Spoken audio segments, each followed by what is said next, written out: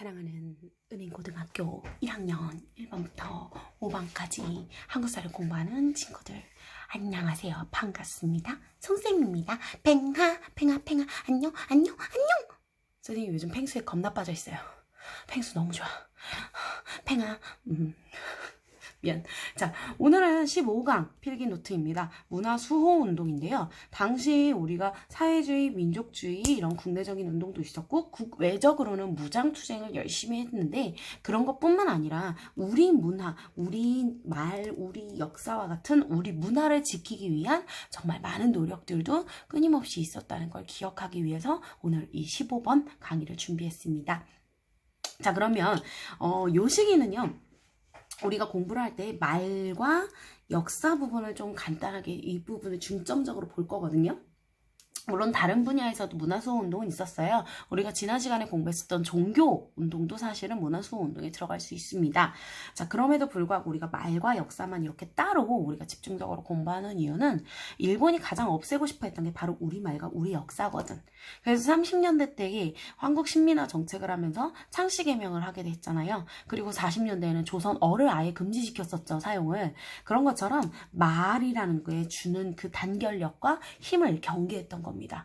똑같은 내용으로 역사에 대해서도 우리 한국사에 대해서 공부를 할 때 한국사에 대한 자긍심, 자존심 뭐 이런 것에 대한 자신감을 갖고 있는 것에 대해 굉장히 경계했었어. 그래서 식민사관이라는 아주 그지 같은 역사관을 만들어서 당시 우리 역사를 엄청나게 왜곡을 하기까지 합니다. 그래서 우리 역사와 우리 언어를 없애버리고 싶었던 거야. 이런 것이 없어져야 우리 정신이 퇴색될 거라고 생각을 했던 거죠. 그래서 여러분들도 공부를 하실 때 국어랑 한국사를 좀 깊이 있게 공부하셨으면, 집중해서 공부하셨으면 하는 겁니다. 일제도 그 부분을 알고 있었거든. 이것이 갖는 힘을. 자, 그러면 우리도 우리 말과 우리 역사를 지키고자 했었던 그때 당시에 많은 분들의 노력에 대해서 좀 공부를 해볼게요. 먼저 우리 말입니다. 우리 말을 살리기 위한 운동이었는데요. 사실 연표가 굉장히 간략해졌죠. 어디가 없어졌어? 맞아. 앞에 있는 10년대가 없어졌습니다. 1910년대에는 사실 무단 통치 하에서 우리 말이나 우리 역사를 지키려는 그 어떤 노력도 할 수가 없었어. 다만 20년대에 들어가게 되면서 자, 통치 방식이 바뀌었죠. 어떻게 바뀌었더라? 뭐 때문에? 그렇지. 3.1운동으로 인해서 통치 방식이 바뀌었었죠. 무단 통치에서 어떻게? 문화 통치로. 배경은 그래서 문화 통치긴 해요. 요 문화 통치가 실시되면서 정확하게 말해보자. 이거 무슨 통치야? 민족을 분열시키는 통치였잖아요. 그지? 그래서 이 문화 통치가 시작되면서 우리 말을 지키고 우리 말에 대해서 공부하는 단체들이 막 생겨나기 시작했고 일본도 교묘하게 우리 말과 역사를 없애는 작업에 착수하게 된 겁니다. 민족을 분열시키기 위해서. 자, 그러면 우리 말을 지키기 위한 운동을 20년대, 30년대로 나누어서 좀 공부를 해볼 건데 먼저 첫 번째 단체. 자, 어떤 단체냐면 이 색깔로 한번 해볼까요?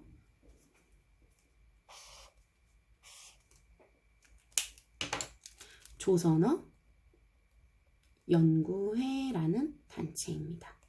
자, 조선어 연구회는요, 말 그대로 조선어를 연구하는 단체예요. 조선어가 뭘까요? 한글입니다. 한글.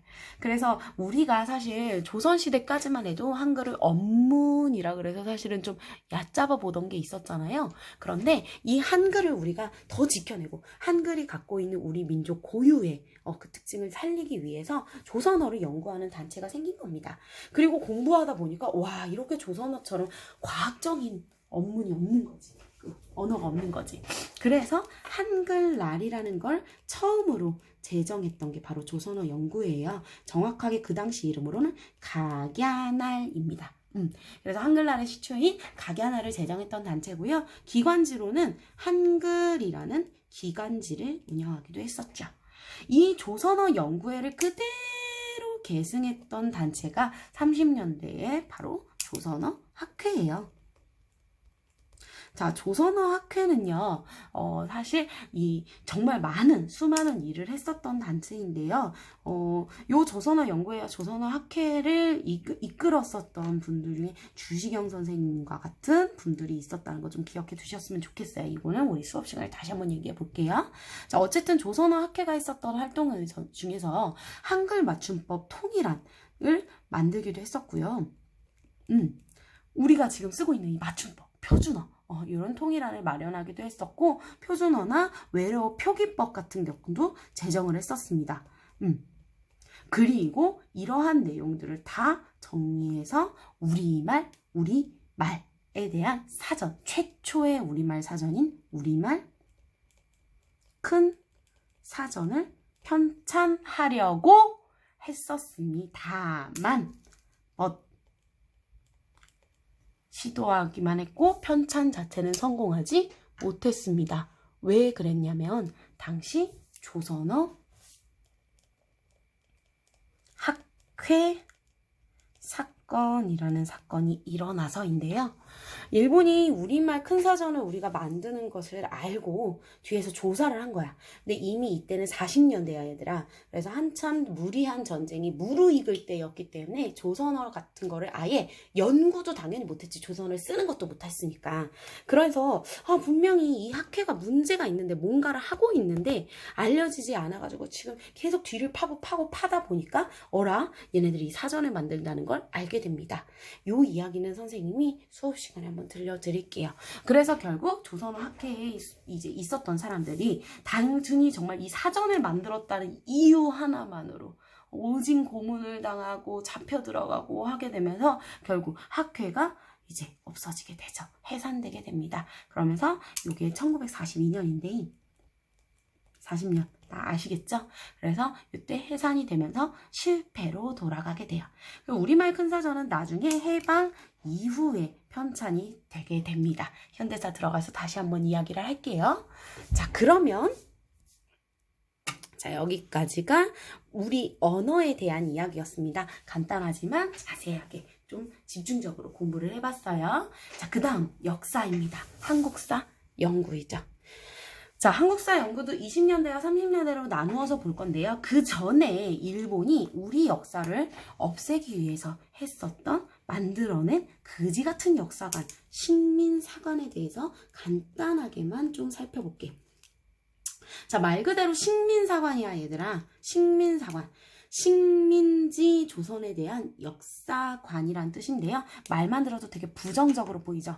자, 이게 무슨 말이냐면 일제가 조선의 멸망과 일제의 한반도 강제 병합을 정당화하고 일제의 지배가 마치 우리나라에 아주 긍정적인 영향을 주었다라는 식으로 강조하려고 만든 아주 그지 같은 역사관이야.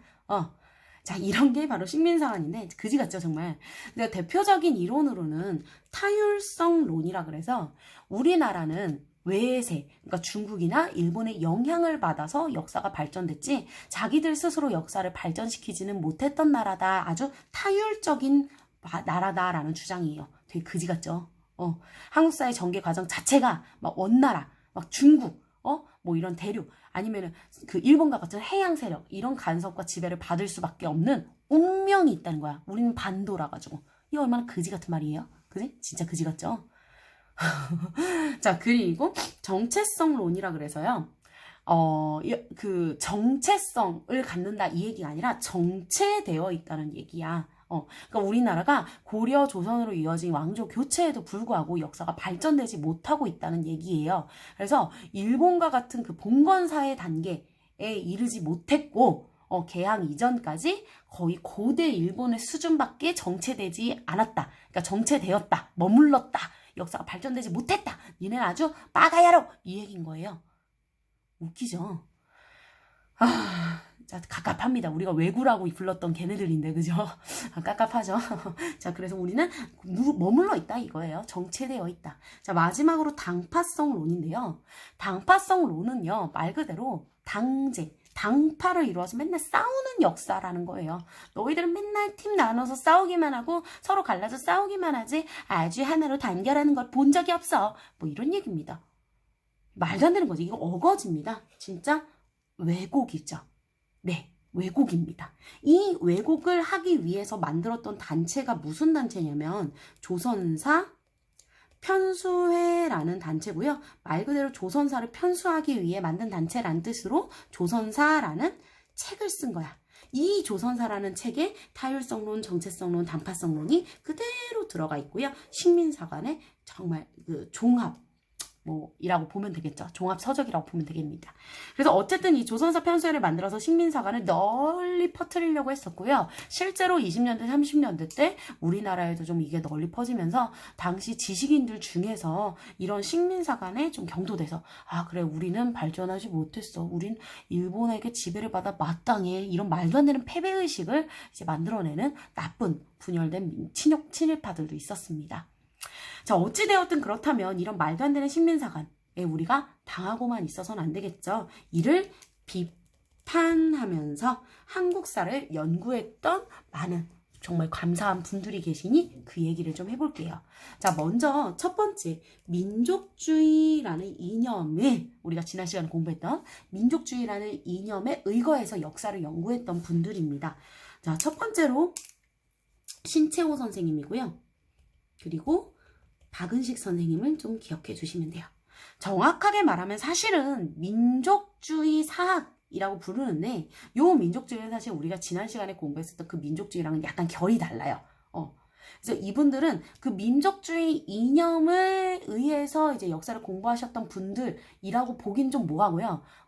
다만 우리 민족이 가장 중요하고 우리가 역사에서 가장 중요한 게 무엇이냐 라고 얘기를 했냐면 그때 민족 정신을 지키고 있는 것이라고 얘기를 했던 거야.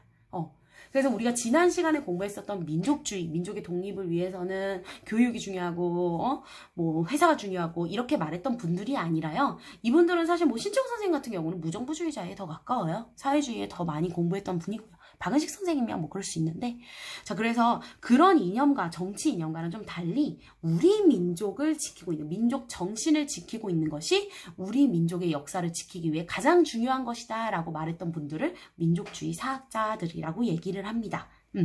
자 그래서 두 분 다 요 신채호 선생님이나 박은식 선생님이나 중요한 건 민족 정신이야. 그래서 이분들이 우리의 민족 정신이 과연 무슨 모습이냐라고 정의하신 걸 아는 게 중요해. 이해가? 과연 민족 정신이 무엇이길래 우리가 지켜야 되느냐라고 말했는지를 기억하시는 게 중요하다고요. 그래서 신채호 선생님, 박은식 선생님 모두 다 민족 정신은 뭐다? 라고 얘기를 하거든. 신채호 선생님은 난가 사상이라는 얘기를 해요. 여기에서 말하는 난가라는 게 뭐냐면 화랑도 할 때 낭자야. 그래서 우리는 풍류를 즐기면서 산천을 뛰돌면서 그러면서 공부도 하고 그리고 몸도 이제 건강하게 심신을 단련하는 그러한 풍류 정신이라는 게 있다는 거야. 그 민족의 정신, 나라를 그리고 그렇게 우리가 이제 심신을 단련해서 무엇을 위해서 활용을 했냐 그것이 그 단련한 심신을 갖고 나라를 지키는 데 사용했다는 거야. 그게 바로 화랑이라는 거지. 그래서 우리 민족은 이 바로 화랑의 정신을 다 갖고 있다라고 얘기했던 게 신채호 선생님이야. 그래서 난가사상이라는 걸 강조하셨고요. 당시 일제의 왜곡이 심했었던 고대사를 주로 연구했었습니다. 고대사. 그래서 당시 미안해. 고려사까지 또 딱 연구를 하시거든요. 그래서 조선 이전의 역사에 대해서 많이 공부를 하셨고 특히 신라, 고구려 백제 신라 삼국시대에 대해서 많이 연구를 했던 분이죠. 조선 상고사나 조선사 연구초라는 서적이 있고요. 그냥 써볼까요? 혹시 모르니까 조선사 상고사 그리고 조선사 연구초 그리고 하나 더 의열단의 이제 당시 단장이었던 김원봉의 요청을 받아서요. 조선 혁명 선언이라는 글을 집필하기도 했었습니다. 자, 요건 의열단 가서 공부할 건데요. 의열단의 당시 뭐랄까요? 단체가 지키고자 했던 강령 같은 거예요. 그래서 단체의 사상적 기반이 되었었습니다. 이 조선혁명선언이 굉장히 강성한 글이야. 자치론, 회사 건설 이런 거 다 필요 없다. 우리가 일본을 치기 위해서 가장 중요한 게 뭐냐? 바로 직접적인 투쟁이다. 폭탄을 던져라. 총을 쏴라. 막 이렇게 말하는 폭력 투쟁이여 일어나라. 막 이렇게 말하는 내용이거든요. 그래서 이 조선혁명선언을 작성해서 당시 의열단의 사상적인 기반이 되었다는 것 요것 좀 기억해 두시면 될 것 같습니다. 자, 여기까지가 신채호 선생님이었고 다음으로 박은식 선생님 얘기 좀 해볼게. 박은식 선생님은 민족 정신을 뭐라고 얘기했냐면 국혼이라고 얘기했어요. 혼이 뭐냐면 정신, 영혼이야, 영혼. 그러니까 우리 민족이 우리나라의 영혼을 계속해서 갖고 있으면, 이걸 잊지 않고 계속해서 가지고 있으면 결국 우리는 독립하게 되리라 라고 얘기를 하고 계십니다. 오늘 왜 이렇게 말이 이렇게 씹히죠? 미안. 자, 그래서 박은식 선생님은 일제 시기를 주로 연구했어요. 그래서 일제의 침략이나 민족의 독립운동 과정을 정리해서 감사하게도 우리에게 독립운동사 의 역사를 그렇게 잘 알려주시는 분이죠. 특히 책 중에서 좀 기억해 주셨으면 좋겠는 건 요게 이런 책들이었다면 한국 통사는 좀 기억해 주셨으면 좋겠어요. 자, 한국 통사 같은 경우는요. 이 통이 통째로 할 때 그 통이 아니라 아플 통자, 고통할 때 통자야. 그러니까 한국의 아픈 역사 뭐겠어? 구한말이에요. 구한말. 그러니까 구한말의 그 아픈 역사에 대해서 쓴 책이 바로 한국 통사고요. 이거 말고도 책 이름부터가 박은식이 썼어요. 한국 독립운동 지혈사라고 얘기를 하는데요. 한국 독립운동 지혈사야. 혈이 뭐야? 피혈자야. 그러니까 한국 독립운동의 피로 쓴 역사란 뜻입니다. 그래서 독립운동사를 일제강점기 독립운동사를 정리하시기도 했었습니다. 자, 이 두 분 덕분에 사실은 20년대에 우리 민족 정신이 많이 일깨울 수 있었고요. 그리고 30년대에는 정인보 선생님이 이러한 민족주의적인 역사학을 이어가십니다. 자, 정인보 선생님 역시 민족 정신을 강조하세요. 그래서 정인보 선생님이 얘기했었던 민족 정신은 바로 얼입니다. 이라고 얘기를 하면서요. 우리 조선에는 국혼이랑 되게 비슷해요. 얼이 있어. 얼이란 말 들어보셨나요? 그러니까 민족의 정신 같은 건데 요 얼이라는 게 있어서 이 얼을 지키고만 있으면 우리 5,000년 동안의 조선의 역사가 이루어진 것처럼 지금 우리도 독립을 해서 다시 우리 역사를 지킬 수 있다라고 얘기를 합니다. 자, 그리고 30, 40년대에 좀 여러분들이 주목하셨으면 하는 역사 운동이 있는데요. 바로 조선학운동이라고 해요. 조선학운동. 요 조선학운동에 이 정인보 선생님이 들어가시게 되는데 특히 안재홍 선생님도 여기에서 같이 하세요. 그래서 당시 우리 민족이 스스로 발전할 수 있었다라는 그 사실을 밝혀서 정체성론을 깨부수기 위해서 정약용과 같은 실학에 대해서 연구했었던 게 바로 요 조선학운동입니다. 그래서 역시 민족주의 역사학이었다는 걸 좀 기억해 두셨으면 좋겠습니다. 자, 그래서 이런 민족주의 사학이 있었다는 거 좀 기억하시면 좋을 것 같고요. 그래서 이분들 같은 경우는 뭐 식민사 간의 타율성론, 정체성론, 단파성론을 모두 다 고루 깨부수려고 많이 노력을 했었다는 거 알아두시면 되겠습니다. 자, 그리고 민족주의 역사학과는 좀 다른 길로 사회경제사학이라는 사학, 역사학도 있는데요. 사실은 요거는 요 이름부터 보시면 알겠지만 사회주의의 영향을 크게 받은 게 맞아요. 당시 사회주의를 개창하고 만들었었던 마르크스라는 사람이 모든 세계사는 보편적인 발전 법칙이 있다는 거야. 그러니까 보편적이라는 게 뭐야? 모두가 다 똑같은 일반적이란 뜻이잖아. 그래서 모든 세계사는 다 발전의 그 단계가 있대. 그래서 그 세계사의 보편적인 발전 법칙이라는 게 있는데 당시 일본이 우리 역사는 발전하지 못하고 정체되어 있다고 얘기를 했었잖아. 그래서 그걸 까기 위해서 마르크스가 말했던 그 보편적인 발전 법칙, 우리 조선 한반도도 그걸 그대로 밟아왔다라는 걸 증명해 놓은 사람이 바로 이 사회경제사학이 있어요. 바로 백남훈이라는 사람이고요. 자, 백남훈 선생님 같은 경우는 사회주의의 영향을 받아서 식민사관에 뭘 깠다고? 기억해 주세요. 정체성론을 까고 우리 역사는 사회주의에서 말하는 보편적인 발전 법칙에 입각해서 한국이 발전해왔다라고 얘기를 하는 겁니다. 그래서 얘들아 왜 고대 뭐 이런 얘기 계속했잖아. 왜 삼국시대는 고대, 고려시대는 중세, 그리고 뭐 조선시대는 조선 전기는 근세, 그리고 뭐 조선 후기, 뭐 조선 구할만부터는 근대, 그리고 그리고 그 해방 이후엔 현대, 뭐 이런 얘기 했던 거 기억나시죠, 이거?